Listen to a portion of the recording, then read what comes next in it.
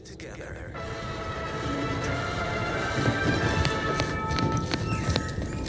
The matriarch chose Eden because she recognized it as the perfect ecosystem. The native flora and fauna.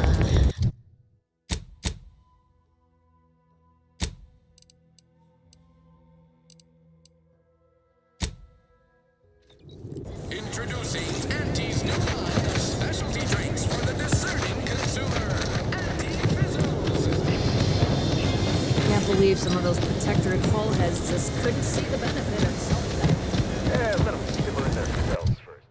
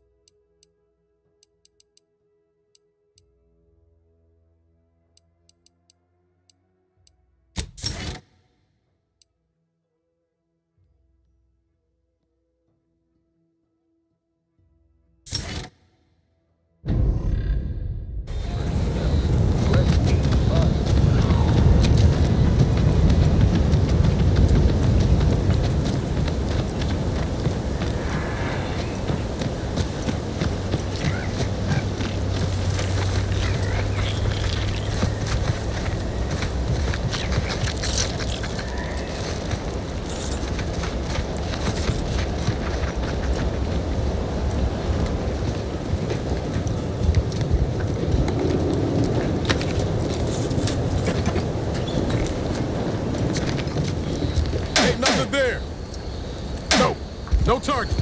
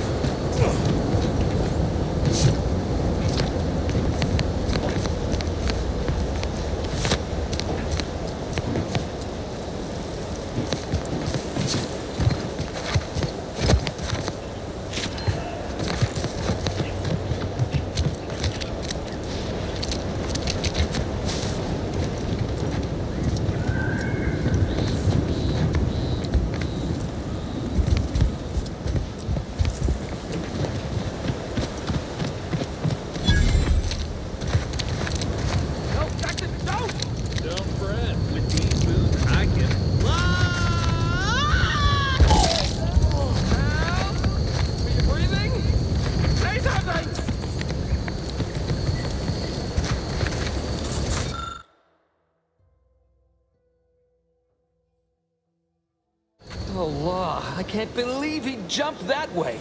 Sir, I know this isn't the time, but are they gonna put us to the gallows for this?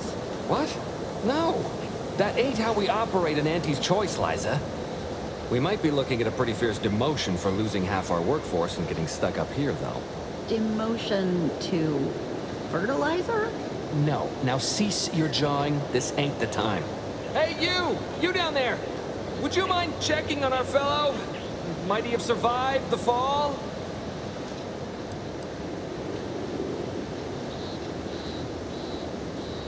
He thought those boots would make him fly, but they really just allowed the user to jump repeatedly. Unless their downward velocity is too great. If so, well, you see what happens.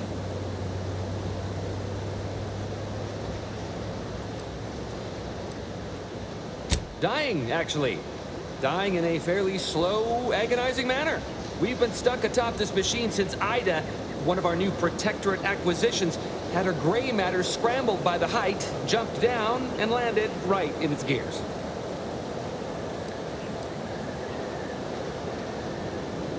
That's right. She joined us shortly after Auntie liberated her with the freedom of meritocracy, and she seemed happy enough. I can't fathom no sensible motive why she'd jump. Were you not listening? She said she'd always be a loyal subject. It was part of the endless inculcation we endured in the Protectorate. It can prove insurmountable for some.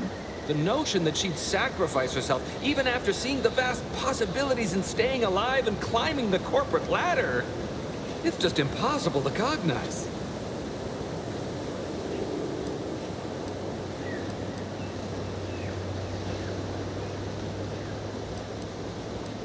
There ain't no way off this platform besides jumping, and you've seen how that ends. But you being down there makes you uniquely qualified to help us. The reason Jackson tried using those plasma thruster boots was to gather a piece of machinery we'd spotted on a little table halfway up the spire. It's a drive overloader. If we install it, we can push the platform's arm hard enough to, well, to grind old Ida out of the gears. Though the power of that overloader will deluge the system and, well, overload the drive and burn it out all permanent-like. But desperate times and all that. So if you were to use them boots to bound up the spire and deliver the overloader to us, we'd avoid the tragic fate of our 2 former cohorts.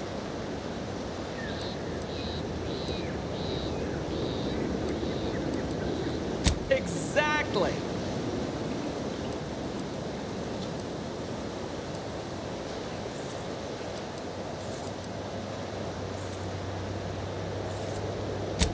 Thank the Sovereign. Thank you, stranger. We are eagerly anticipating a long life utterly absent of starvation.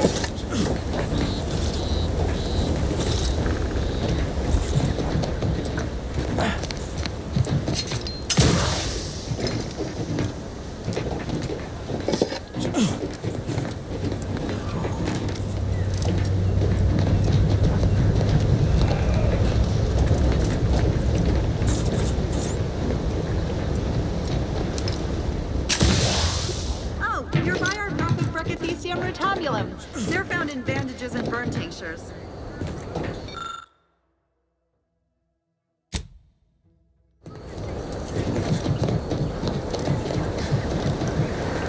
If you don't have that drive overloader, ascend may be a waste.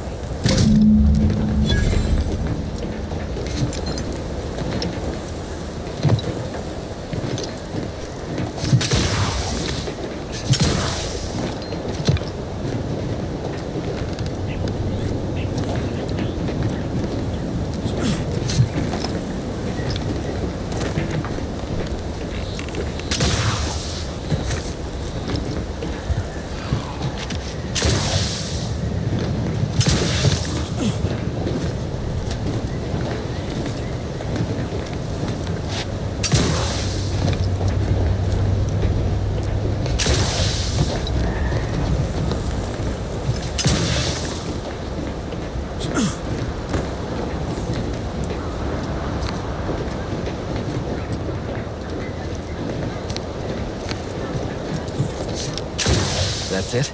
It was that easy?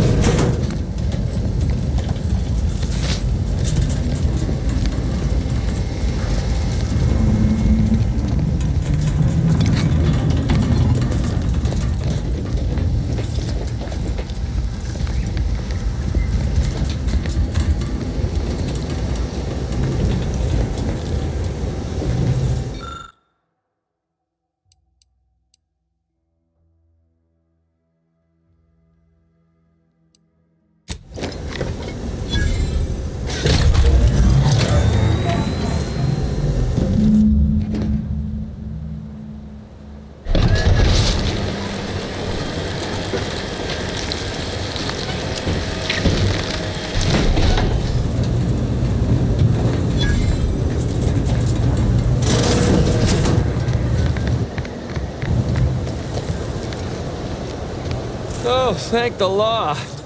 I never thought of myself as a vertiginous sort, but being trapped 100 meters in the air will make you reconsider. I mirror that sentiment, to be certain. In fact, Auntie will have to pay me triple if heights are to be involved. And isn't it grand to be in a system that allows me that freedom?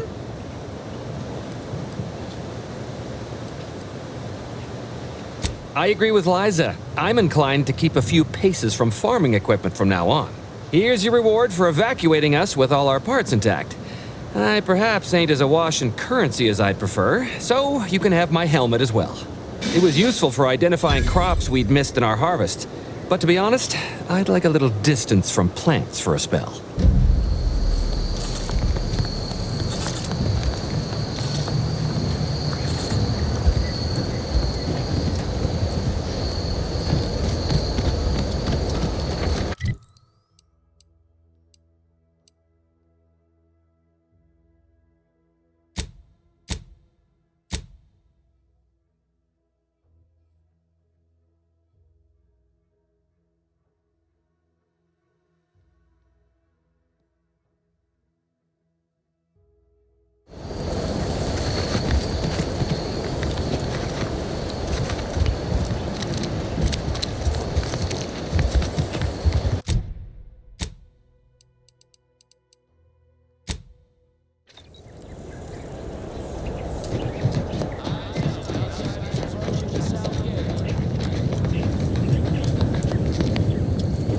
You've brought me my poor, hapless cousin. If only it were under better circumstances. I don't believe there is any circumstance, cousin, in which you would celebrate our meeting. Whatever you intend to do, I can only hope you do it quickly.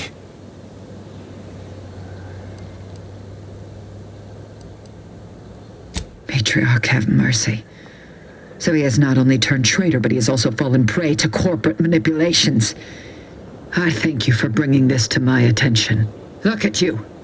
Your lips are stained with snacks and Auntie's poison chalice. You have shamed our family. Say what you might, cousin, but that sugary snack goodness was worth my life. I'd do it all again, had I an additional life to spare. If only you had not strayed so far from home. Cadra, you know your orders.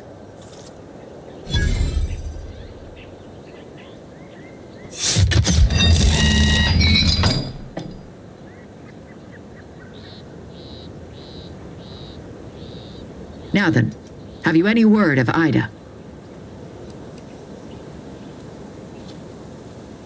What? How do you know this?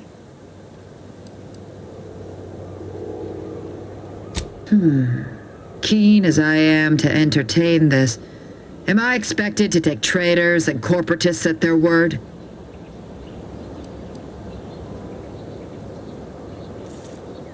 Let me see that. Yes. Yes! This does appear to be hers. Unfortunately, there are reports of the Harvester having been repaired in the wake of her sabotage. Though her triumph may not have endured, it was a good effort nonetheless. Should Montelli deign to interrogate me for my associations, I'll be certain to inform him of her patriotism.